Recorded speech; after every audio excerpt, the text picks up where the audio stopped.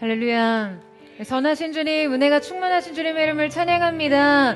우리 그 하나님 앞에 우리 감사와 찬양과 영광과 존귀의 큰 박수 올려드리겠습니다. 선하신 주님, 날마다 우리의 삶의 길을 지도하시네 신실하신 하나님의 이름을 찬양합니다. 오늘 우리의 예배를 통해 주님 홀로 영광을 받아 주시옵소서.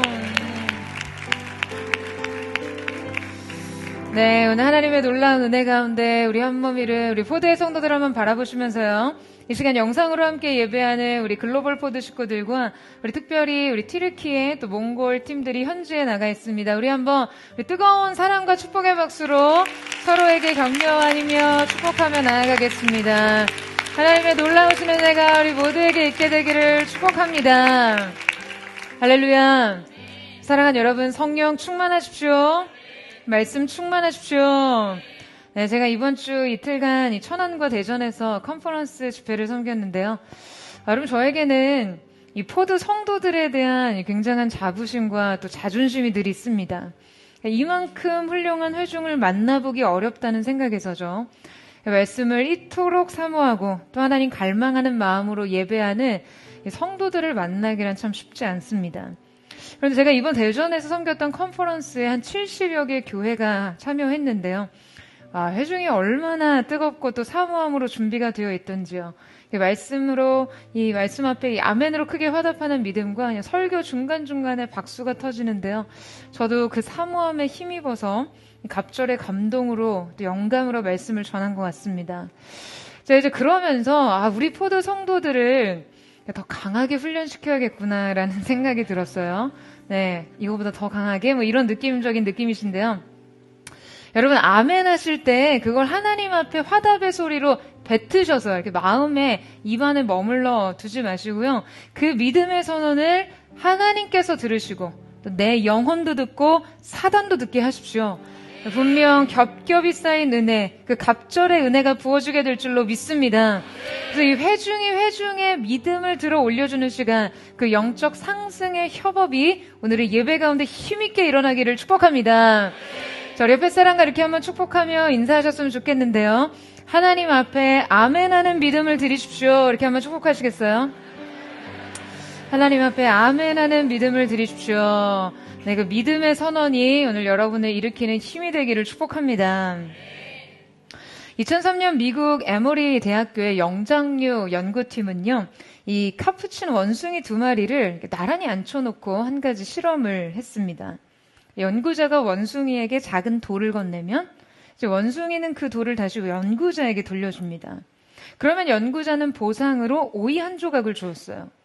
원숭이는 돌을 건네고 오이를 받아서 아주 맛있게 잘 먹었죠. 두 원숭이가 모두 같은 일을 하고 같은 오이를 받을 때는 거의 모든 교환이 정상적으로 이루어졌습니다. 그런데 연구진이 조건 한 가지를 바꿨어요. 첫 번째 원숭이가 돌을 건네자 전과 똑같이 오이를 주었습니다. 이어서 옆에 원숭이도 똑같이 돌을 건넸어요. 그런데 이번에는 오이가 아니라 이 원숭이들이 훨씬 더 좋아하는 포도를 줬어요. 그러니까 이 장면을 지켜본 첫 번째 원숭이가 다시 돌을 건넸습니다. 그런데 이번에도 자기에게는 전과 똑같은 오이를 주자 이 원숭이는 그 오이를 잠시 바라보다가 연구자에게 그대로 집어 던집니다. 그리고는 바닥을 두드리고 막 우리를 흔들면서 흥분하기 시작했는데요. 자, 이 실험의 모습을 담은 오래된 영상이 있는데 제가 한번 준비했습니다. 우리 함께 보도록 하겠습니다. The one on the left is the monkey who gets cucumber. The one on the right is the one who gets grapes. The one who gets cucumber, note that the first piece of cucumber is perfectly fine. The first piece she eats. Then she sees the other one getting grape, and you will see what happens. So she gives a rock to us, that's the task. And we give her a piece of cucumber, and she eats it. The other one needs to give a rock to us. And that's what she does. And she gets a grape. And she eats it. The other one sees that. She gives a rock to us now, gets again cucumber.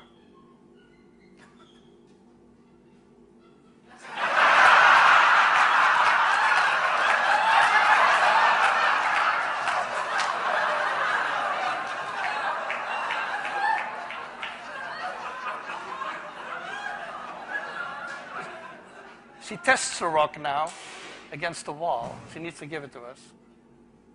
And she gets cucumber again.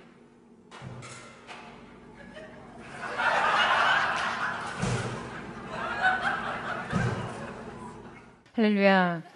여러분 사실 첫 번째 원숭이에게 달라진 것은 없죠. 자기가 하던 일을 계속했고 연구자는 그에게 처음과 같은 보상을 줬어요. 자, 그런데 문제는 첫 번째 원숭이가 옆에 있던 다른 원숭이를 볼 때 발생했습니다. 그 비교 의식에서 상대적인 박탈감과 피해 의식을 느꼈고요. 연구자에게 이 부당한 감정과 분노를 느껴서 그 흥분을 감추지 못한 채 오이를 던지고 바닥을 두드리기 시작합니다. 여러분, 저는 이 실험 연구를 보면서 우리의 삶 속에서 누구나 한 번쯤 경험해봤을 마음과 반응이었을 거라고 생각되었어요. 여러분, 그렇지 않으세요? 내가 해왔던 것들, 내가 누리던 것들에 대해서 아무런 문제의식이 없다가 옆에 있던 사람이 하는 것, 그가 누리는 것을 보는 순간 문제가 시작됩니다. 그리고 이 모든 부당한 감정과 분노를 주님께 터뜨리곤 하죠.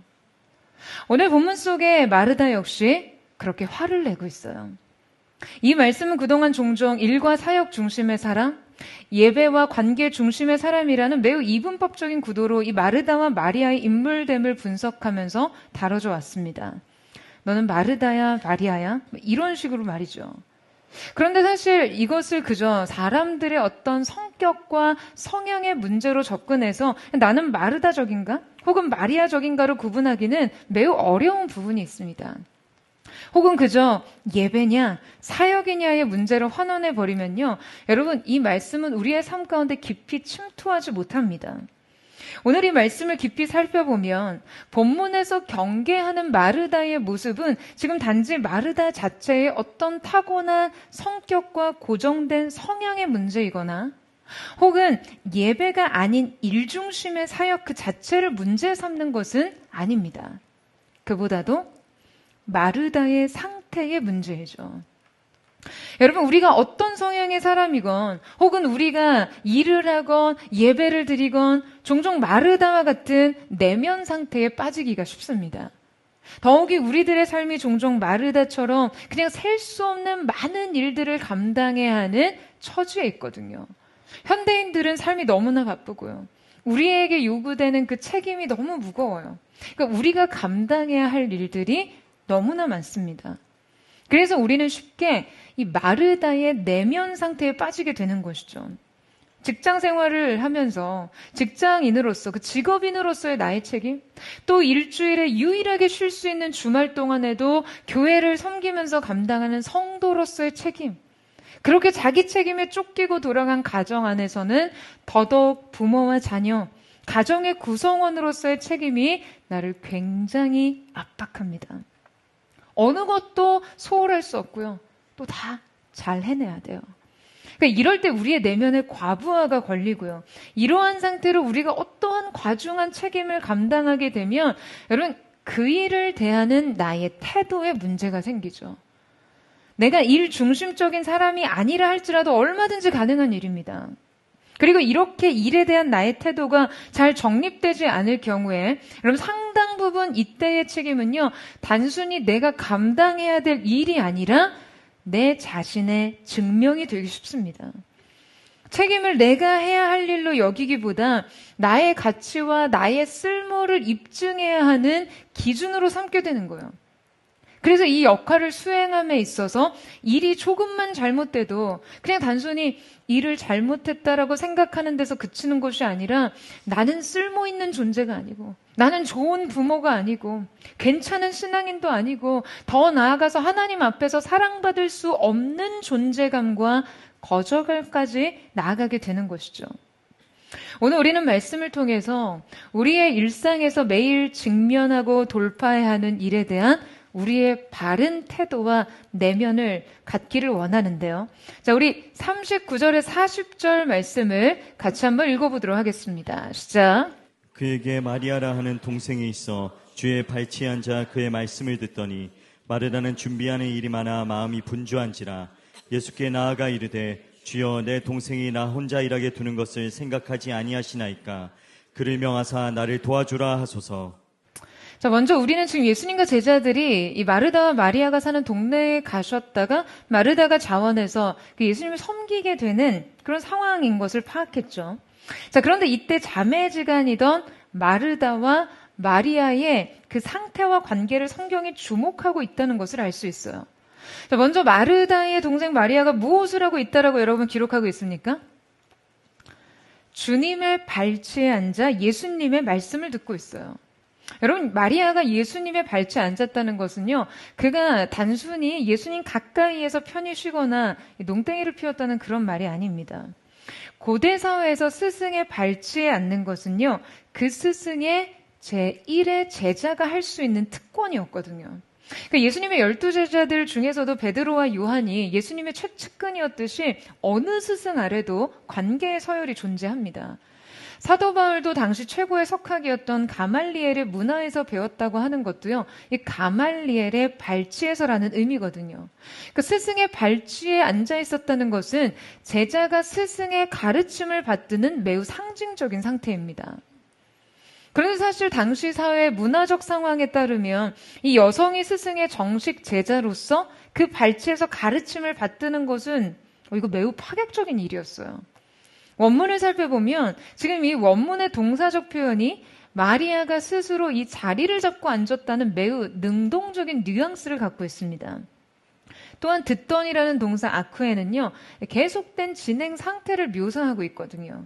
자, 그러니까 지금 마리아는 매우 능동적이고 자발적으로 예수님의 말씀을 듣기 위한 그 완전한 몰입의 상태에 흠뻑 빠져 있었던 것이죠. 게다가 성경에서 말씀을 듣는다는 표현은 단순한 청취를 의미하는 것이 아니에요.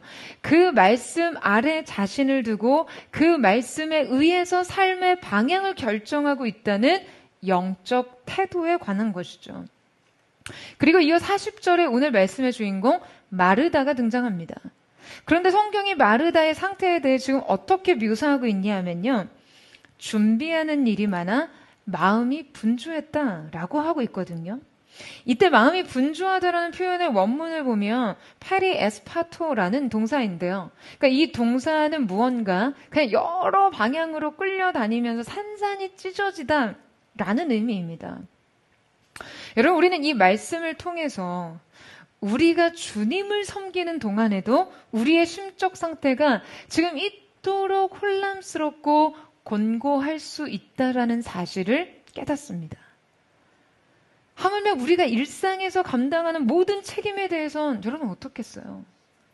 이때 그가 준비하던 그 일이라는 것은 디아코니아라는 표현으로 어떤 잡일이나 사사로운 이기심에 의한 일이 아니라 지금 엄연히 예수님과 제자들을 대접하려는 거룩하고 선한 사역이었습니다. 자, 그러니까 여러분 핵심이 뭐예요? 그가 하는 일 자체가 문제가 아니었어요. 지금 성경은 결코 마르다가 감당하던 일을 하찮거나 어떤 불필요한 일로 표현하고 있지 않습니다. 분명 예수님을 위한 일이었고 선한 일이었고 또 누군가는 해야 할 일이었어요. 어떠한 일을 했느냐가 문제가 아니라 그 일을 감당하는 마르다의 상태가 좋지 못했다는 거죠. 마르다의 일과 마리아의 일은요, 각각 모두 가치가 있는 일이었습니다. 문제는 이것을 어떠한 상태로 감당해야 하느냐예요. 이것은 단지 마르다의 고정된 캐릭터의 문제가 아닙니다.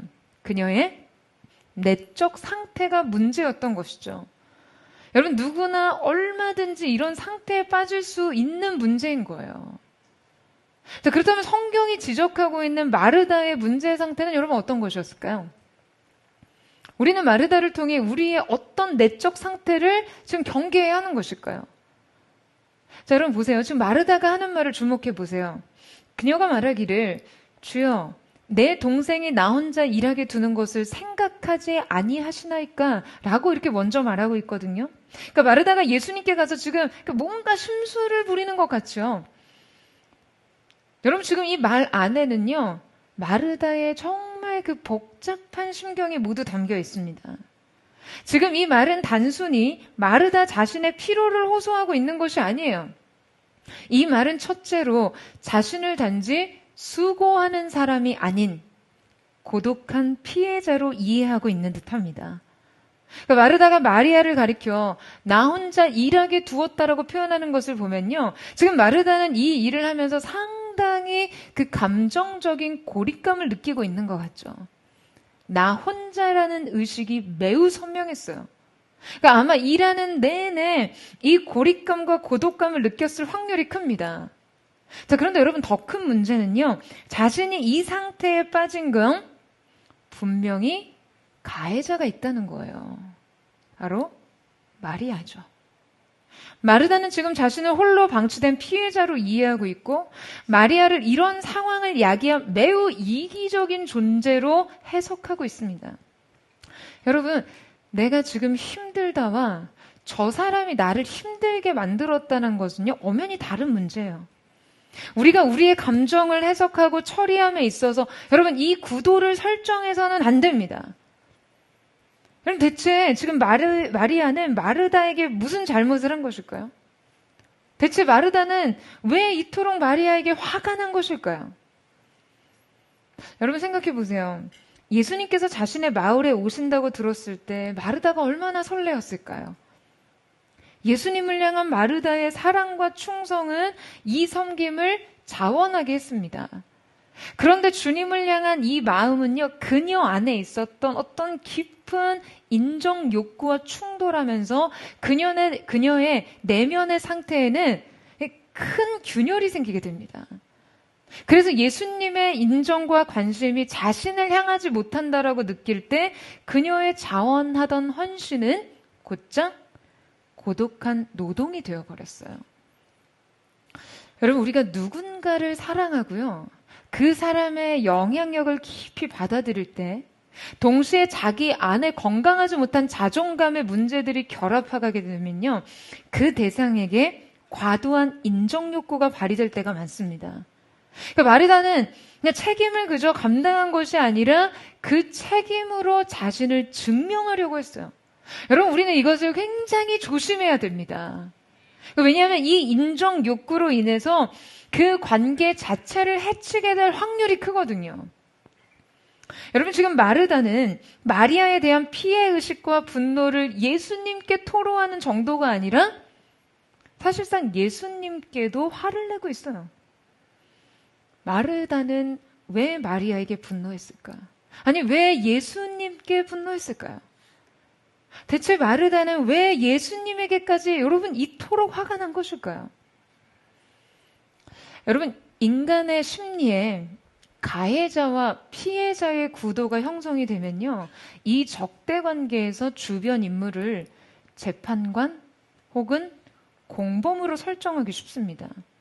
그러니까 말하자면 지금 이 문제에 대한 판결을 내려주는 사람 아니면 이 문제에 관여한 사람으로 생각하기 쉬워요. 마르다의 말을 들어보면요, 지금 묘하게 예수님에 대해 이 둘 다를 적용한 듯해요. 마리아에게 섭섭하고 마리아에게 화가 났으면 마리아에게 찾아가면 될 일을 지금 예수님에게 와서 예수님께 이 상황을 중재해 달라고 하고 있거든요.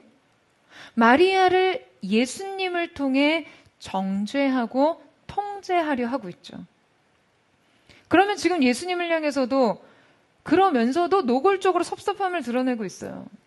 주여, 내 동생이 나 혼자 일하게 두는 것을 생각하지 아니하시나이까? 말하자면 예수님도 지금 자신의 이 피해 사실에 어느 정도 일조를 한 거죠. 아니, 어쩌면 지금 예수님 때문에 마리아에게 화가 난 것일 수도 있어요. 자신의 수고를 알아주지도 않고 발치에 앉아 말씀을 듣고 있는 마리아에게만 관심을 갖고 계시니까요. 여러분, 우리 안에 스스로 해결할 수 없는 내면의 문제는요, 결국 자신이 가장 이해받고 싶은 사람에 대한 분노가 되기 쉽습니다. 자신이 가장 인정받고 싶었던 사람에 대한 섭섭함과 분노가 되기 쉬워요. 그러니까 이해받고 싶은 기대가 큰 만큼 섭섭함도 생기는 거죠. 이때 터지는 분노는 자기 필요를 바르게 표현하지 못한 그 내적 상태의 최종적인 표현의 방식이에요. 그러니까 자신의 필요와 욕구를 적절한 방식으로 적절한 때에 표현할 줄 아는 것도 여러분 성숙이거든요. 하지만 이것을 그냥 마냥 억누르다 보면 이것이 한 번에 터지게 되죠. 그러니까 마리아처럼 예수님의 말씀을 듣고 싶었지만 이것을 선택하지 않았습니다. 그리고 마리아에게 도움을 요청할 수 있었는데 요청하지 않았어요. 여러분, 과연 마르다가 마리아에게 도와달라고 했다면 마리아가 거절했을까요?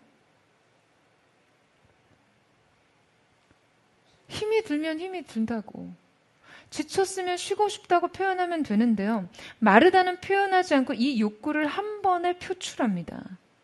여러분, 어쩌면 이것은 자신이 표현하기 전에 예수님께서 먼저 관심을 갖고 자신을 헤아려 주고 인정해 주시기를 원하는 욕구 때문일 수도 있어요.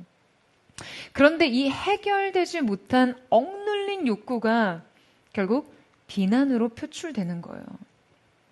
여러분, 우리가 살면서 이 건강한 내면과 관계를 유지하기 위해서는요, 책임의 문제를 자기 증명의 문제로 가져가지 않아야 합니다.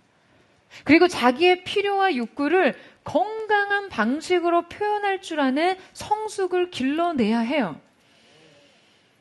자, 그렇다면 여러분, 왜 마르다는 이토록 내적으로 건강하지 못한 상태에 이르게 됐을까요?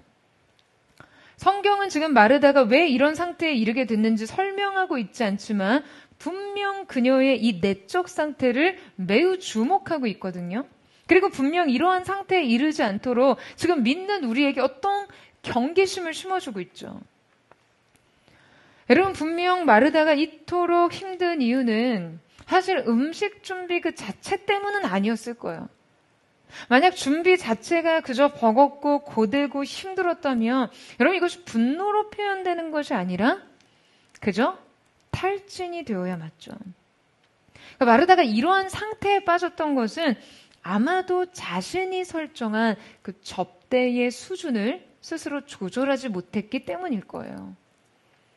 여러분, 우리는 자신이 설정한 기대 수준과 당위성에 스스로 갇혀버릴 때 과부하에 걸리기 마련입니다.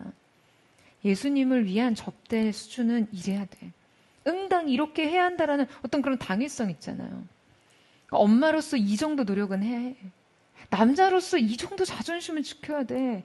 자식으로서 부모를 이 정도는 만족시켜야 해.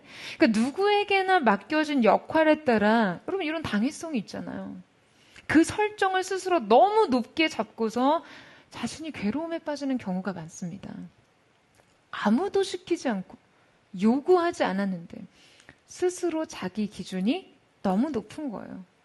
그런데 이렇게 자기 기준에 도달하기 위해 자신을 소진시키는 방식으로 하는 노력은요, 여러분 따지고 보면 상대에게까지 그렇게까지도 그 관계에 도움이 되지 않습니다.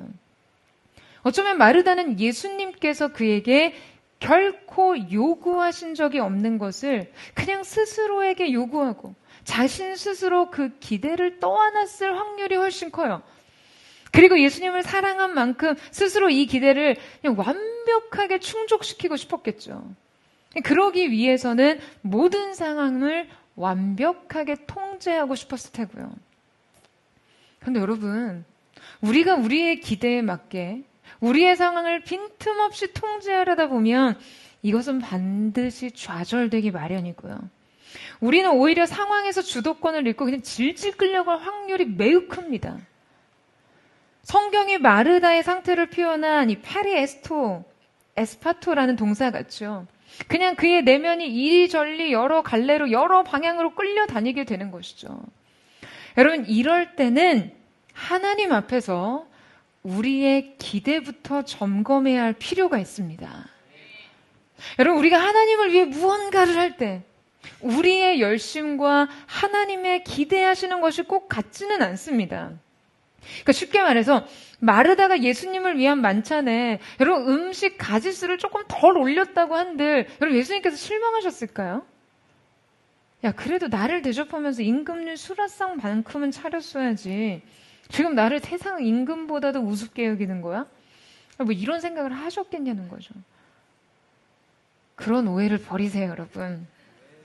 여러분, 이 모든 것은 인간들의 판단과 편견, 어떤 자기 증명에 따른 기대 수준에 따라 예수님의 마음과 그분의 생각을 어림잡아 생각하는 것이죠. 여러분, 주님은 마르다에게 그런 것을 기대하지 않았습니다. 그저 본래 주님을 섬기려던 그 자원하는 마음으로 이 일을 기쁘게 감당할 수 있기를 바라셨을 거예요. 여러분, 만약에 그랬다면 그리스도의 제자로서 작은 자에게 냉수 한 그릇이라도 주는 자는 결코 상을 잊지 않을 것이라고 하셨던 주님께서 지금 이 마르다의 자원하는 섬김을 얼마나 귀하게 받으셨을까요? 그런데 마르다는 자신에게 너무 지나친 기대를 부여했습니다. 그리고 그 기대는 동시에 곧 자신이 책임지고 통제해야 될 상황이 되어버린 것이죠. 그 기대에 미치지 못하면 결코 예수님께서 자신에게 만족하시지 못할 것이라고 생각합니다. 자신의 불만족과 좌절을 모두 예수님께 투영하면서요. 그런데 바로 그때 그녀는 동생 마리아를 발견합니다. 자신이 누리지 못하는 자유를 누리고 있는 마리아를 말이죠. 여러분, 이 책임감이 강한 사람일수록요, 자신이 감당할 일에 대한 인식이 굉장히 확고하고요. 또 그만큼의 몫을 감당하지 않는 사람에 대해서 예민해지기 쉽습니다. 자신이 감당해야 할 이 책임이 지나치게 과도하게 느껴지고 감당할 수 없을 만큼 무겁게 느껴지면요, 여러분, 이때 우리가 사랑으로 시작한 일은 장부에 달리기 쉽습니다. 내 자신의 일도 카운트되고 이 일에 대한 타인의 기여도도 예민하게 측정되는 거죠. 그러니까 결국 이때 우리가 이 책임을 감당하면서 여러분 정작 더 중요한 본질을 놓치게 되는 거예요. 여러분, 그렇다면 마르다가 준비하는 일이 많아 그 마음이 여기저기 끌려다니다가 찢겨지는 이런 상태에 이르지 않게 하기 위해서는 어떻게 해야 될까요? 일을 좀 줄이면 될까요? 물론 그것도 때로 지혜로운 처방이 될 수 있습니다. 하지만 여러분, 우리가 살면서 우리에게 맡겨진 일을 미루거나 그 일을 다 내려놓는 것은 쉽지 않잖아요. 그러니까 이것이 성경에서도 인정하는 선한 사역인 만큼 기꺼이 감당하고 싶다면 어떻게 해야 하냐는 거죠. 여러분, 이때 필요한 믿음의 역할은요, 우리의 삶의 그 책임의 총량을 줄이는 기술이 아니라 책임의 주인을 바꾸는 일입니다. 말하자면 우리가 내려놓는 것은 우리의 책임이 아니라요, 최종 책임의 자리인 거예요. 그러니까 일을 하되 일의 최종 책임의 자리에 우리 주님을 두는 것이죠. 우리의 내면에서 최종 책임의 부담을 주님께 맡기고, 여러분, 우리는 그 안에서 자유를 확보해야 합니다. 여러분, 아멘이세요? 여러분, 예수님께서 우리에게 말씀하시죠. 수고하고 무거운 짐진 자들아, 다 내게로 오라. 내가 너희를 쉬게 하리라. 나는 마음이 온유하고 겸손하니 나의 멍에를 배우고 내게 배우라. 그리하면 너희 마음의 쉼을 얻으리니 이는 내 멍에는 쉽고 내 짐은 가벼움이라. 여러분, 이 말씀을 깊이 묵상해 보면요, 이 말씀 속에 삶의 깊은 비밀을 발견합니다. 우리가 인생을 어떻게 살아야 하는지 말이죠. 여러분, 주님께서는 우리가 어떤 책임에 짓눌려져 있을 때, 밤낮 수고하며 책임의 무게를 짊어지고 있을 때 주님께 오라고 하십니다. 예수님께서 우리에게 쉼을 주신다는 거죠. 자, 그런데 여러분, 주님께서 우리에게 쉼을 주시는 그 방식이요, 매우 독특합니다. 주님께서는 단지 우리에게 그 짐을 없애주시겠다라고 하시지 않아요. 대신 다른 짐, 다른 멍에를 메라고 하시죠. 여러분, 멍에는 고대 농경사회에서 소나 다른 짐승의 목과 어깨에 얹어서요, 쟁기나 수레를 끌도록 하는 도구였는데요. 자, 그러니까 이 멍에를 짐승에게 얹게 되면 이 짐승은 결코 자기 마음대로 이동할 수가 없죠. 오히려 노동과 복종의 상태에 놓이게 됩니다. 그 멍에는 사실상 쉼이 아닌 노동의 도구예요. 그런데 왜 대체 주님은 수고하고 무거운 짐진 우리에게 이 멍에와 짐을 다시 지우시는 걸까요? 여러분, 지금 이 멍에와 짐이 성경엔 어떻게 표현되어 있습니까? 지금 성경은요, 거듭 나의 멍에, 나의 짐이라고 기록하고 있거든요. 자, 그러니까 이것은 정확히 예수님의 멍에, 예수님의 짐을 의미해요. 그러면 내가 예수님의 멍에와 예수님의 짐을 진다는 것은 여러분 어떤 의미가 내포되어 있는 걸까요? 당시 고대 근동 지방에서 사용하던 이 쌍두멍에는요, 두 가지 경우에 쓰였는데요. 두 짐승의 힘이 모두 필요한 때와 아주 노동에 서툴고 약한 어린 소에게 멍에를 가르칠 때 쓰입니다. 그러니까 어린 송아지에게 멍에 매는 법을 가르칠 때 아주 장성하고 노련하고 힘이 좋은 소와 어린 송아지가 나란히 멍에를 매게 되는데요. 이때 멍에를 함께 매는 두 짐승은요, 서로 동역해야 합니다. 멍에를 지는 이상 따로 움직일 수가 없어요. 같이 해야 돼요. 같은 방향으로 걷고 같은 속도로 걸어야 해요. 나란히. 그러면 이때 송아지는요, 전혀 힘을 쓰지 않아도 됩니다. 송아지가 멍에를 메고 있기는 하지만 힘은 다른 소, 장성한 소가 다 쓰는 거예요. 그래서 그냥 멍에만 쥐고 있기만 하면 되는 거죠. 그렇다면 우리에게 질문이 생겨요. 아니, 그러면 굳이 왜 멍에를 메고 있게 하는가? 여러분, 이때 어린 송아지는요, 이 장성한 소의 힘에 이끌려 다니면서 노동에 있어 근력을 쓰는 방식을 익히게 됩니다. 자기 힘은 전혀 안 쓰면서 그저 이 노동에 참여하고 동역하면서 이 방법을 익히고 능력을 개발할 수 있는 것이죠. 그저 자신은 장성한 소와 함께 멍에를 맺고 이 소와 함께 그냥 나란히 걷기만 했을 뿐인데 막 저절로 밭이 다 갈려져 버립니다. 이때 송아지는 노동의 리듬과 힘의 균형을 그냥 온몸으로 익힐 수 있게 되는 것이죠. 여러분, 바로 이것이 주님이 우리에게 지우시는 멍에예요. 내가 나와 동역할 때 너는 너무 힘을 들이지 않아도 돼. 무게는 내가 지도록, 힘은 내가 쓰도록, 너의 최종적 책임의 자리를 나에게 주고 너는 나의 멍에, 나의 짐을 메면 된다 라고 하시는 것이죠. 여러분, 그리고 주님과 같은 방향, 같은 보폭으로 나란히 걸으며 삶의 리듬과 일의 감각을 익혀야 하는 것이에요. 여러분, 여러분에게 맡겨진 일을 주님의 방식으로 감당하십시오. 온유하고 겸손한 그 성품 안에서 여러분 주님의 멍에를 매는 일이 있기를 축원합니다. 주님이 이끄시는 방향으로 주님과 함께 걷고 주님의 힘에 의지하세요. 그냥 주님을 섬기는 선한 일조차 시험과 불평의 도구가 되지 않도록 하세요. 사랑하기 위해서 시작한 일, 섬김을 위해 자초한 일로 오히려 누군가의 미움과 분노로 번지지 않도록 여러분 우리의 내면 관리를 잘해야 합니다. 여러분의 삶 속에서 감당하는 수많은 과업과 여러분 일터에서 가정에서 관계마다 지어진 책임을요, 여러분 주님과 함께 감당하세요. 주님과 함께면 멍에 안에서 일의 감각을 익혀나가는 거예요. 저는 짐이 아닌 쉼을 누리는 섬김, 주님과 동역하는 일상과 일터, 사역의 현장 되시기를 주님의 이름으로 축원합니다. 이때 마르다에게 베푸시는 예수님의 사랑과 그 회복에 대해서 함께 살펴보고자 하는데요. 41절 말씀 보시겠어요? 우리 같이 한번 읽어보도록 하겠습니다. 시작.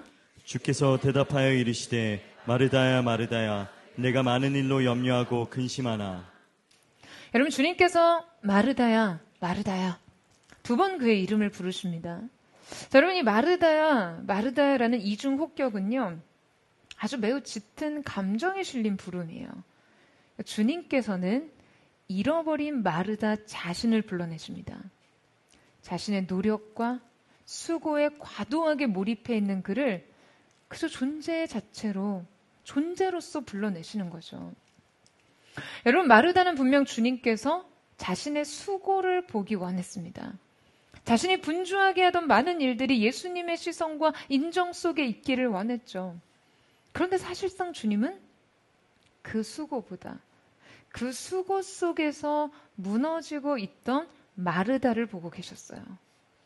마르다는 예수님께 이런 평가를 받기 원했겠죠. 내가 한 수고는 정말 너무나 대단했어. 내가 보여준 섬김과 대접은 정말 훌륭했어. 여러분, 그런데 주님은 그저 내가 얼마나 많은 일을 했는지 내가 안다 라는 인정이 아니라 그 일로 인해 너의 마음이 얼마나 동요하고 흔들리는지 안다라고 하시는 거예요. 주님의 관심은요, 마리아의 더 깊은 곳을 향하고 계셨습니다. 여러분, 여러분의 삶에서도 주님의 시선이 향하는 것은요, 언제나 이 doing이 아닌 being입니다. 예수님은 마르다가 바랬던 대로 주님께서 마리아에게 마르다의 일을 돕게 하신다 해도, 여러분, 마르다의 내면에 있는 자기 증명과 이 피해 의식이 해결되지 않으면 결국 또 다른 누군가를 원망하게 될 것을 아셨어요. 상황이 바뀌어도 중심이 바뀌지 않으면 결국 같은 문제는 반복되니까요. 그러니까 마르다 안에 그 인정 욕구가 해결되지 않는다면 여러분, 일이 줄어들어도 결국 또 다른 일을 찾아내고 그 일로 자신을 증명하려 할 거예요. 누군가를 도와주어도 자신이 충분하지 않다고 느낄 것이고요. 하나의 책임을 끝내도 자기 만족과 감사를 그냥 도무지 느끼지 못할 게 분명합니다. 주님께서 그녀를 마르다야, 마르다야 2번 부르신 것은요, 마르다의 이 중심을 깨우고 있는 것이죠. 예수님은 마르다에게 말씀하십니다. 내가 많은 일로 인해 염려하고 근심한다. 여러분, 여기서 중요한 것은 예수님께서 그에게 내가 너무 많은 일을 한다라고 말씀하신 것이 아니라는 거예요. 마르다의 업무 목록이 문제가 아니었어요. 내가 그 일로 염려한다는 거죠. 일의 객관적인 업무의 어떤 분량과 양이 아니라 그 일들이 마르다 내면에 차지한 위치가 문제였어요. 이때 염려하다라고 해당하는 헬라어 메림나우는요, 지금 어떤 문제에 마음이 붙들리고 정신이 그냥 다 점유된 상태를 말합니다. 근심하다에 해당하는 단어는 군중이 소란을 피우거나 이 물이 흙탕물처럼 마구 흔들리고 튀긴다는 그런 의미예요. 자, 그러니까 그가 감당해야 될 많은 일들이 단순한 책임을 넘어서 그를 강하게 통제하고 목을 조르듯 압박하고 있던 것이죠. 그리고 그 심령이 너무 시끄러워요. 그 일들이 우리 내면 안에서 많은 욕구들과 결부되면서 각각의 일이 나의 가치, 인정, 통제력과 같은 것으로 연결된 거예요. 이건 반드시 완벽해야 돼. 내가 어떤 사람인지를 보여줘야 돼. 내가 하지 않으면 모든 게 잘못될 수밖에 없어. 여러분, 단순한 일이 내 안에 여러 가지 욕구와 결합하면서 염려와 근심에 빠지게 되는 거죠. 여러분, 우리가 감당하는 일이 많다고 그 책임이 크다고 반드시 염려하고 근심하는 것은 아닙니다. 일이 많아도요, 주님을 신뢰하고 주님께 의탁한 삶은 언제나 자유가 있어요. 여러분, 아멘이세요? 책임의 몫이 많아도 여러분 넉넉히 해낼 수 있습니다. 우리가 여러 가지 일을 감당하면서 쉽게 고갈되고 그냥 폭발해버리는 이유는요, 그 일들 속에서 내 내면이 자꾸 분열되어 끌려다니기 때문이에요. 그렇다면 우리가 많은 일을 어떻게 감당해야 하는지 주님께서는 어떤 성경적 처방을 주실까요? 자, 42절 말씀 보시겠어요? 우리 같이 한번 읽어보도록 하겠습니다. 시작. 몇 가지만 하든지 혹은 한 가지만이라도 족하니라. 마리아는 이 좋은 편을 택하였으니 빼앗기지 아니하리라 하시니라. 자, 여러분, 주님께서 뭐라고 말씀하시죠? 몇 가지를 하더라도 지금 혹은 한 가지만이라도 족하니라. 자, 이 말씀은 첫 번째로 당시 상황이 식사 자리라는 걸 고려했을 때 식사에 대한 매우 실제적인 조언으로 들을 수도 있습니다. 이를테면 마리아야, 그렇게 많은 음식 준비하지 않아도 돼. 몇 가지만으로도 충분하고 혹은 한 가지만으로도 족하다라는 거예요. 그러니까 이 말씀은 즉 나는 내가 생각하는 것만큼 많은 것을 요구하지 않는다라는 거죠. 마르다의 자기 기준과 예수님의 요구를 구분하게 하셨어요. 여러분, 애초에 마르다가 준비하는 모든 것을 예수님이 요구하신 것은 아니죠. 그리고 정작 주님은 한 가지만으로도 충분하다라고 하시는 거거든요. 말하자면 주님께서 마르다가 생각하는 충분함의 기준 자체를 다시 생각하게 하십니다. 여러분, 이 마르다에게 이 충분함이란 어떤 것이었을까요? 다 해내는 것이었겠죠. 음식도 다양하고 풍성해야 되고요. 접대도 완벽해야 되고요. 모든 일들이 자기 계획대로 완벽하게 이루어져야 했습니다. 그래서 비로소 잘했다는 만족을 얻을 수 있다라고 생각했어요. 여러분, 주님이 보시는 것은 그저 충성인데 그녀는 스스로에게 완벽을 요구했습니다. 주님은 사랑의 관계에 주목하시는데 마르다는 성과에 대한 증명에 집중합니다. 그런데 주님 말씀하시죠. 한 가지라도 족하다. 너의 만족의 기준을 재설정하라는 거예요. 마르다를 무너뜨린 것은 단순히 일이 많았기 때문만은 아닙니다. 이 마르다의 마음속에 충분하다, 족하다라는 그 지점이 존재하지 않는 것이 문제였어요. 여러분, 지금 이것이 우리가 우리의 일상에서 일을 대할 때, 삶의 여러 가지 과업과 책임을 감당할 때 매우 중요하고 필요한 세팅입니다. 스스로 충분함에 대한 지점을 정확하게 설정해야 돼요. 여러분, 그렇지 않으면요, 성과를 내도 스스로 결코 만족하지 못하고 책임을 다해도 감사하지 못합니다. 뭐 하나를 끝내고도 부족함을 찾아내죠. 최선을 다하고도 자책합니다. 이것저것 모두 해내고도 뭐 하나 마음에 꼭 만족시키는 것을 하지 못할 채 어쩌면 모든 것을 다 놓쳐버린 느낌이에요. 여러분, 이것이 바로 우리가 일상에서 너무나 쉽게 고갈되고 감사와 만족으로부터 멀어지는 이유입니다.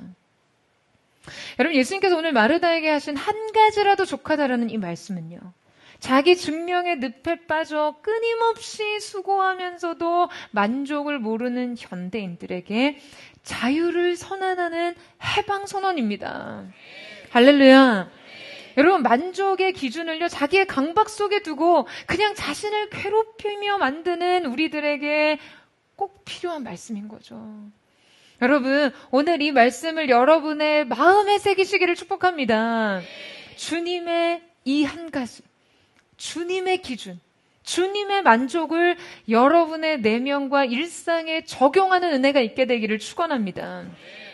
그리고 또 다른 한 가지 해석은요, 예수님께서 말씀하신 한 가지만 이라는 것은 헬라어 크레이아라는 단어로 필수 불가결한 것, 절대적으로 필요한 필요라는 의미인데요. 자, 바로 이것은 수많은 과업이 아닌 주님 자신과의 관계, 그분의 말씀을 받는 일을 말씀하시는 거죠. 결국 이 한 가지 본질의 중요성을 말씀하고 계세요. 그리고 뒤이어 하시는 이 말씀을 들어보면 이제 마리아에 대한 언급이 나오거든요. 마리아는 좋은 편을 택했으니 라고 하는 좋은 편 메리스는 이 몫을 의미하는데요. 지금 마리아가 아무것도 하지 않고 있는 것이 아니라는 거죠. 오히려 마리아는 많은 요구 가운데 자신에게 가장 필요한 한 가지, 자신의 몫을 선택한 사람이었어요. 많은 것들에 자신이 끌려다니기 전, 많은 요구사항과 기대 부응에 반응하기 전 자신이 먼저 좋은 몫을 택한 것이에요. 여러분, 주님께서는 마르다에게 이 관계의 자리를 지키라고 말씀하고 계세요. 우리에게 시간 관리의 기술보다 중요한 것은 여러분, 먼저 우리가 우리에게 절대적으로 필요한 우리의 몫을 선택하는 것입니다. 할렐루야. 여러분, 주님은 지금 마리아가 선하고 마르다는 악하다 이런 평가를 하시는 게 아니에요. 마리아는 좋은 사람이고 넌 나쁘다 이런 말씀을 하시는 것이 아닙니다. 단지 마리아가 좋은 몫을 택했다라는 거죠. 예수님은 마리아의 선택을 보호하시면서 마르다의 선택을 돌아보게 하세요. 너의 에너지를 다른 사람들을 통제하는 데 쓰지 말고 자신이 어떤 몫을 선택할지부터 결정을 하는 것이죠. 여러분, 결국 우리의 삶은요, 어떤 관리의 기술보다도 우선순위의 선택으로 결정되는 것이기 때문입니다. 여러분, 성숙한 신앙이란 모든 것을 다 잘 해내는 능력이 아니에요. 하나님 앞에서 무엇을 선택하고 무엇을 포기할지를 받아들이는 것이죠. 하나님을 위한 한 가지를 선택하고 그 일에 마음 전부를 쏟고 그렇게 선택한 자신의 몫을 온전히 누리면서 여러분, 완벽하기 때문이 아니라 나의 부족한 순종을 주님께서 기쁘게 받으신다라는 것에서 기뻐하고 만족할 수 있는 것입니다. 우리 주님께서 충분하다라고 말씀하시면 여러분, 거기 멈춰서 만족을 누리세요. 여러분, 그러면 그 기쁨은 빼앗기지 않습니다. 여러분, 우리의 삶은요, 가장 중요한 한 가지를 얻을 때 전부를 얻게 됩니다. 여러분, 아멘이세요?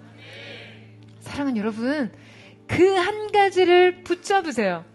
저는 오늘 사랑하는 포도의 성도들이 가장 좋은 한 가지, 그 기쁨을 선택하는 은혜가 있게 되기를 주님의 이름으로 축원합니다.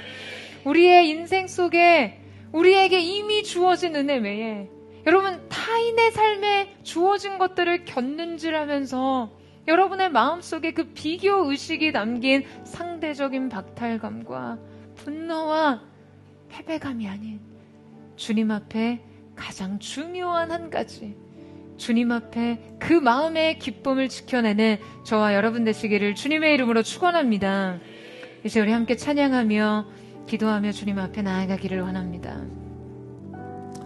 사랑하는 주님, 우리가 오늘 이 시간 주님 발치에 머물렀던 마리아와 같이 가장 좋은 그 한 가지를 선택하고 놓치지 않는 자들이 되기를 원합니다. 주님, 때로 우리는 일로서의 부르심, 우리가 감당해야 될, 우리에게 부여된 그 많은 기대에 부응해야 된다는 책임감 속에 살아갑니다.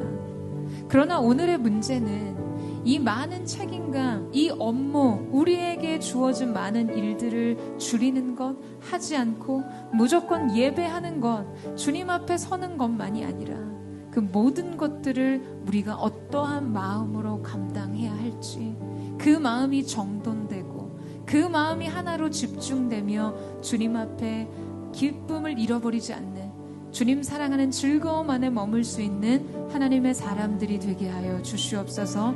여러분, 이 마음을 가지시고요, 주님께로 나아가세요. 우리 온전히 주님의 사랑과 은혜가 우리를 두르는 시간이 되기를 사모합니다.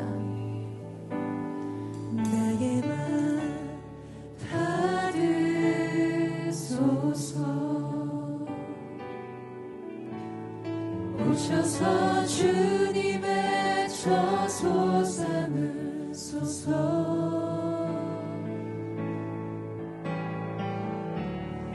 나의 전부이신 주여 내 마음 받아주소서. 주님, 나의 마음을 받으소서. 나의 마음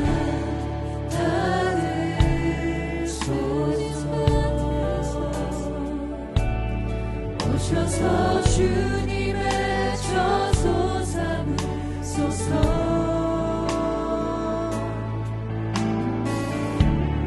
나의 전부이신 주여 내 마음을 받아주소서.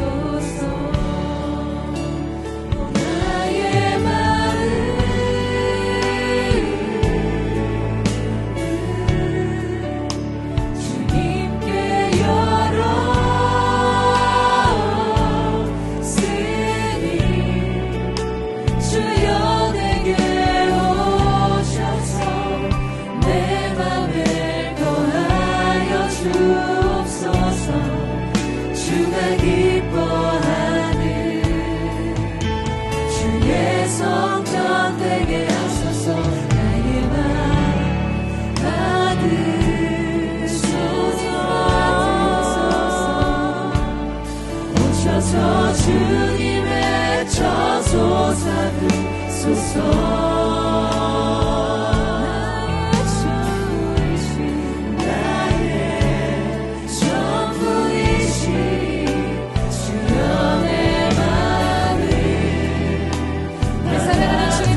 다시 한번 고백합니다. 주님 나의 마음을 받으소서. 나의 마음 받으소서. 오셔서 주님의 저소 삼으소서. 나의 전부이신 나의 전부이신 주여 내 주소서. 나의 마음을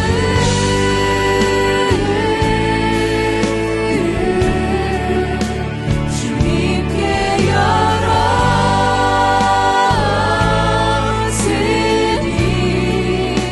주여 내게 오셔서 내 맘에 거하여 주옵소서. 주가 기뻐하는 주의 성전 내게 나의 맘을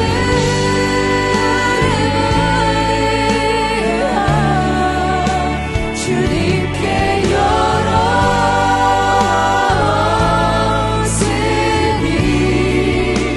주여 내게 오셔서 내 맘에 거하여 주옵소서. 주가 기뻐하는 나의 맘을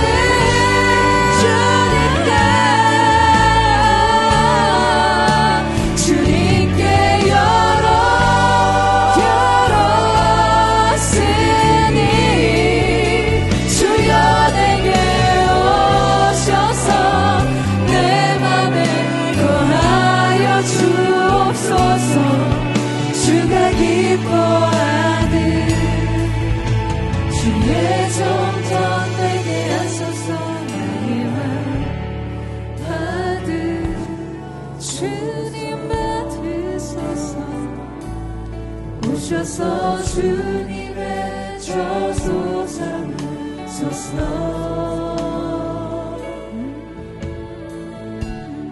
나의 전부이신 주여 내 마음을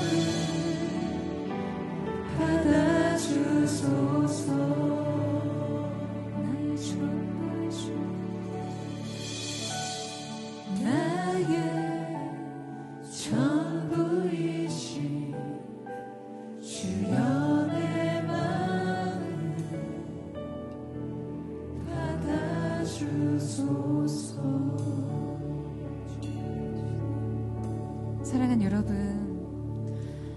여러분의 일상의 현장 속에서, 여러분의 일터의 업무의 현장 속에서, 주님 사랑하는 마음으로 섰던 그 사역의 현장 속에서 여러분의 마음속에 분노를 일으키는, 여러분의 마음속에 부당한 감정을 일으키는 피해자의 마음으로 서게 하는 그 지점은 무엇 때문입니까? 여러분이 너무 많은 일을 하고 있기 때문에요. 여러분에게 너무 과중한 책임이 주어졌기 때문에요. 아니 여러분, 성경이 오늘 조명하고 있는 모습처럼, 예수님께서 바라보고 있는 마르다의 중심의 문제처럼, 우리가 분노하고 때로는 예수님께 화가 나고 책임을 전가하고 탓하는 이 마음의 시작은요, 우리에게 너무 많은 책임과 우리가 너무 많은 일을 하고 있기 때문이 아닙니다. 주님 앞에서 시작했던 그 중심의 출발이 다른 이가 하는 일, 다른 이가 누리고 있는 삶의 모습, 다른 이에게 주어진 혜택을 곁눈질하는 지점에서부터 붕괴되기 시작했어요. 내가 받아야 될 인정의 몫이 다른 이에게 쪼개어지고, 내가 받아야 될 칭찬의 시선이 다른 이를 향할 때 내 마음속에서 시작된 분열의 그 붕괴되는 균열의 조짐들의 소리를 들을 수 있어야 합니다.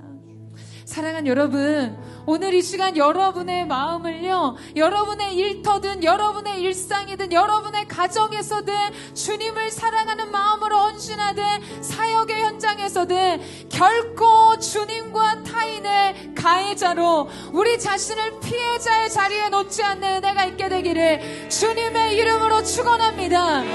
비교의식과 자격지심을 내려놓으세요. 여러분, 피해의식을 내려놓으세요. 여러분, 일상에서 피해의식이 얼마나 무서운 감정인지를 깨닫는 은혜가 있게 되기를 예수님의 이름으로 축원합니다. 여러분, 왜 인생을 피해자로 사시려고 그래요? 여러분의 인생 속에서 지난 상처까지 오늘의 현실에 끌어안으면서 왜 자꾸 여러분을 피해자로 만드시냐고요? 그렇게 주어지는 마음의 보상?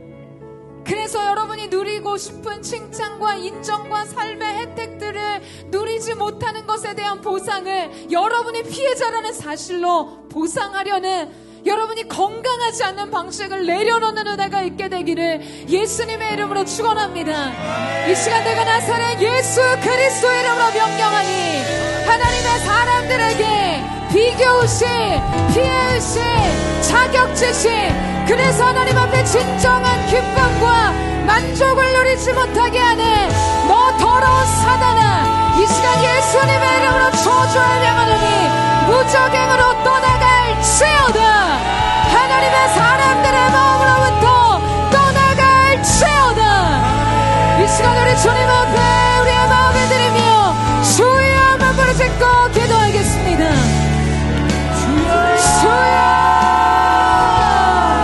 사랑하는 주님, 주님의 부르심이 있는 곳, 우리의 일상, 가정, 우리의 일터 현장 속에서 주님, 우리가 기쁨으로 시작했던 일이 이제는 나의 목을 조르는 일이 되었습니다. 주님, 사랑하는 즐거움으로 시작한 일, 수많은 과중한 책임으로 나를 억누릅니다. 주님, 오늘 이 마음으로부터 우리가 벗어나게 하여 주시옵소서.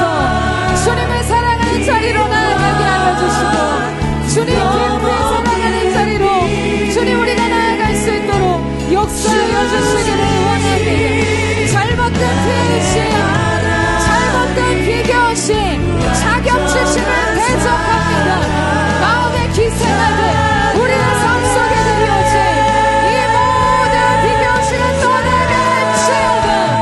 남이 누리는 혜택, 남에게 주어지는 혜, 다른 이가 누리는 축복에 마음을 빼앗겨서 오늘 주께서 우리에게 주신 것에 악평하며 불평하며 예수님을 원망하는 우리의 마음, 주님 다 떠나가게 하시고 주님이 허락하시는 그 만족과 큰 기쁨이 임하게 하여 주옵소서.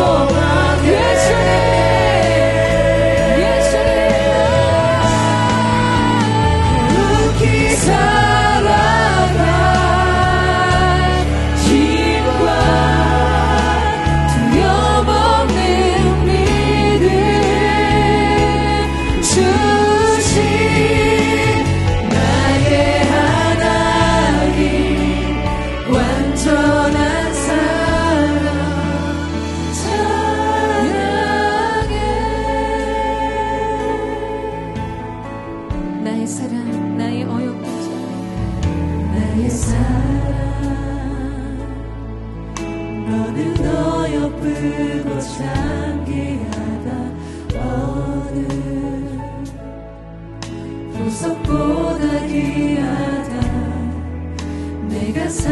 사랑스럽지 않을 때 너를 온전히 사랑하고 너와 함께하며 내가 왔노라.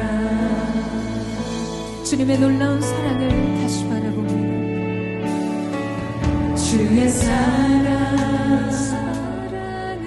이 사랑은 결코 변치 않아. 모든 계절 돌보시네.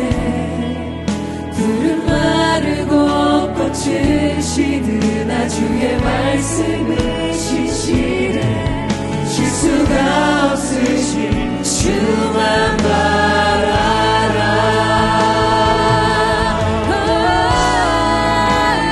입을 따라와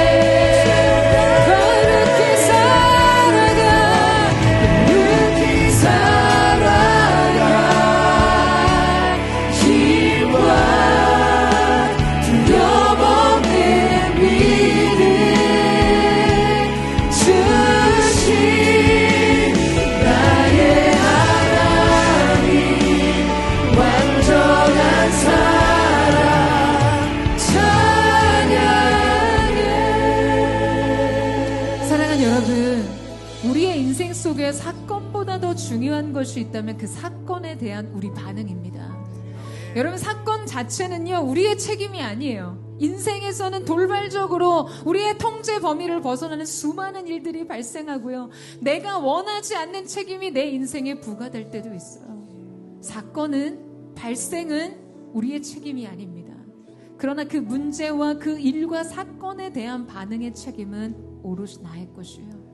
그렇기 때문에 여러분, 여러분의 믿음과 사랑에 그 하나님을 향한 감사의 마음이 여러분의 인생 사건에 대한 반응을 건강한 방식으로 가져갈 수 있도록 하는 것은 분명 여러분의 책임입니다. 마르다가 했던 일, 마르다가 그 심중에 느낄 수 있었던 그 불편한 감정은 여러분 이해받기 충분한 것이었어요. 그러나 그가 그 감정을 해결하는 방식에 있어서 예수님의 진단, 책망을 받을 수 있었습니다. 사랑하는 여러분, 우리 주님은 선하신 분이세요. 아멘. 우리 주님은 참 좋으신 분이십니다. 아멘. 여러분, 주님은요, 우리를 깊이 이해하시고 온유함과 성실하심으로 우리를 보호하시는 분이세요. 아멘. 여러분이 주님 앞에 지금 여러분이 느끼는 그 불편한, 곤란함, 어려움, 무거움, 외로움, 그 고립된 감정을 주님께 건강한 방식으로 가져나가 주님 앞에 내려놓는다면 우리 주님은 격려와 위로와 칭찬으로 우리의 삶을 격려하시고 어루만지시고 다루어 주실 줄로 믿습니다. 여러분, 인생 속에서 비교의식이 아주 없을 수 없어요. 때로는 다른 이들이 받는 축복과 혜택과 똑같이 노력하면서도 받게 되는 다른 인생의 결과 앞에서 마음이 무너질 수 있어요. 그런데 여러분, 그것을 피해의식으로 가져가지 않는 것은 여러분의 책임입니다.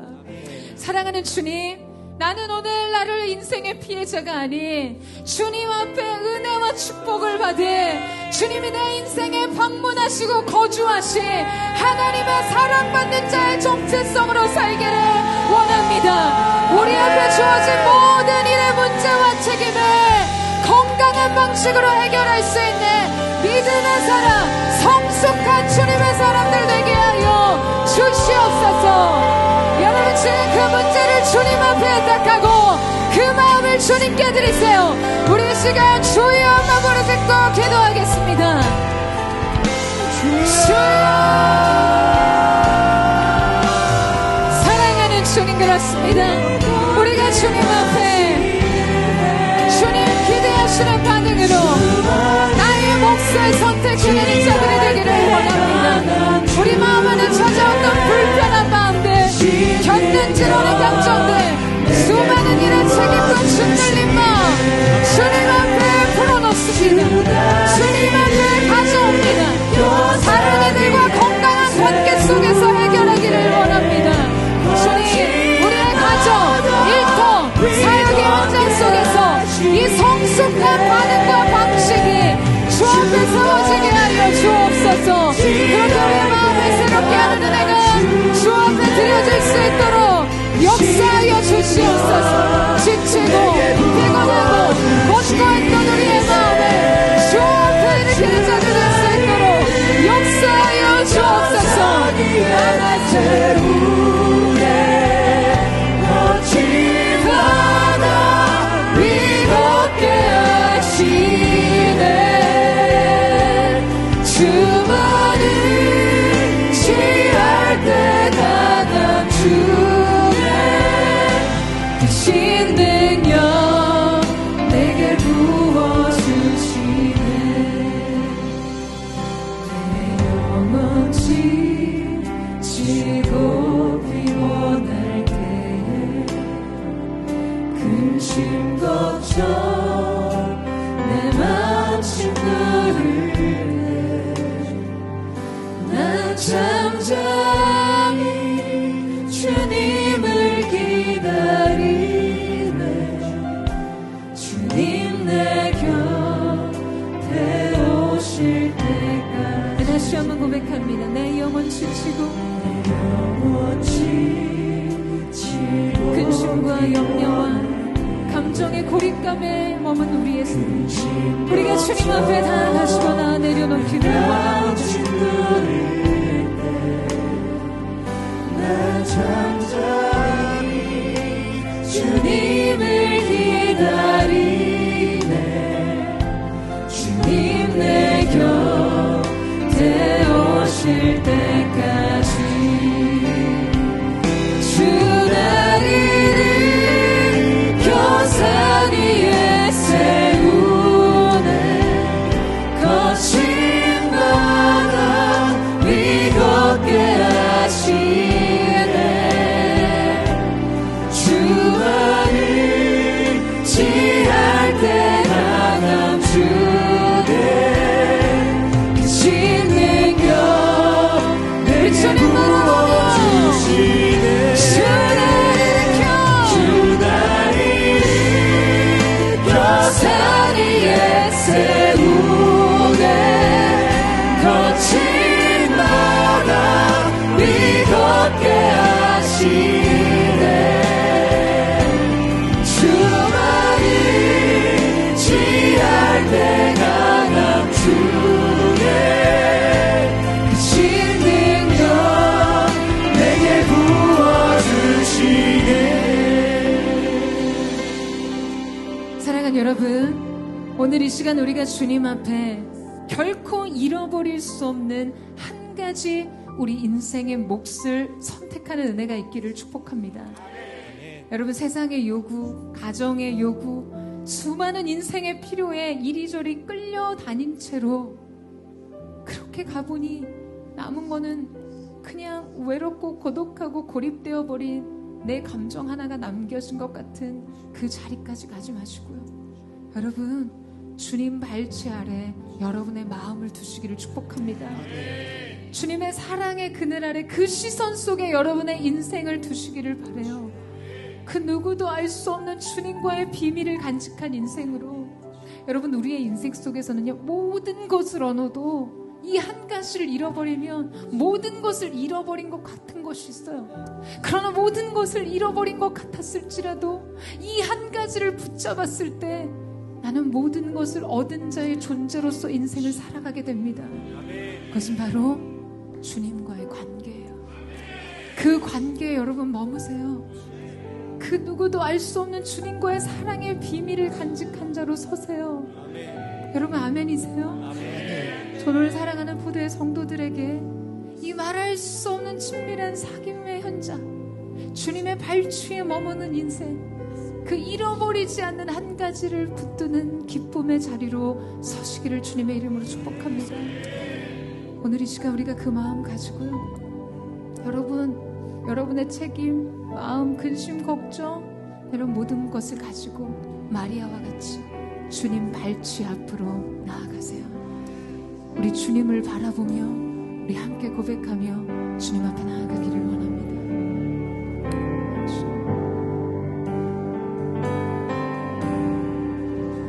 저 장미꽃 위에 있을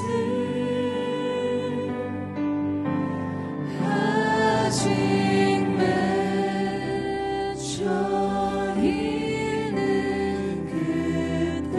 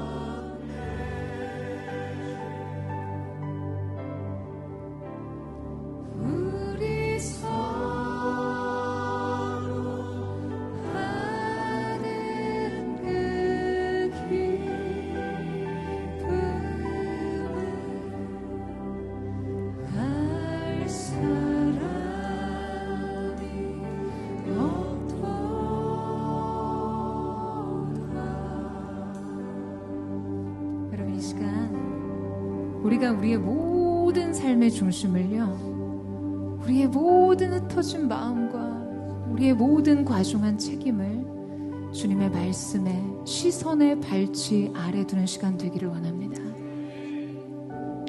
이 시간 여러분, 우리가 침묵으로 마지막 한번 기도할 때요, 여러분의 모든 짐을 그분 발 앞에 내려놓으세요. 나의 멍에 나의 짐을 지고 나의 일을 배우라고 하신 주님과 이제 함께 가는 것입니다. 그렇게 주님의 발치 앞에 시작하는 사, 우리 주님과 함께 멍에를 지는 사, 주님과 함께 걷고 주님과 함께 서며 주님과 함께 가는 이 모든 걸음, 이제 더 이상 우리는 우리가 하는 것이 없다라는 사실을 알게 될 거예요. 주님께서 하실 것입니다. 주님께서 이루실 것입니다. 주님께서 완성하실 것입니다. 이 시간 우리 그렇게 우리 마지막으로 한번 깊은 침묵 속에서 우리 하나님 앞에 우리의 짐을 맡기고 주님의 멍에를 함께 지는 그 마지막 기도를 주 앞에 올려드리며 나아가기를 원합니다.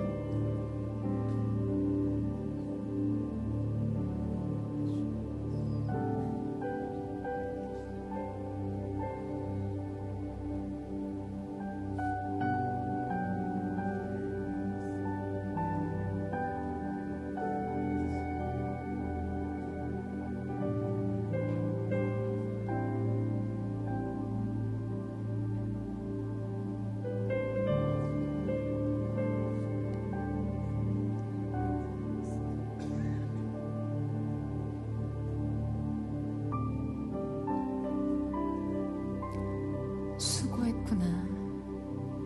그 수고가 너를 너무 힘들게 했구나. 외로웠구나. 내 마음속에 고립돼 있었구나. 혼자 서 있는 것 같았구나. 너무 무거웠구나. 주님 앞에 찾아온 하나님의 사람들을 우리 주님께서 위로하십니다. 수고하고 무거운 짐진 자들아, 다 내게로 오라. 내가 너희를 쉬게 하리라. 오늘 더 이상 인생의 짐이 아닌 쉼을 얻는 삶으로 우리의 인생 모든 것을 주께 맡겨드림으로 주께서 짊어지신 그 멍에를 내가 함께 메는 새로운 인생 일의 감각을 우리의 마음속에 익히는 거룩한 은혜의 시작과 출발이 되게 하여 주시옵소서. 참된 만족과 안식이 있을지어다. 참된 기쁨과 감사가 넘칠지어다. 주님 안에 모든 성도들의 삶에 새로운 시작이 있게 하여 주시옵소서. 새로운 일에 대한 감각을 익히는 배움의 시작이 있게 하여 주시옵소서.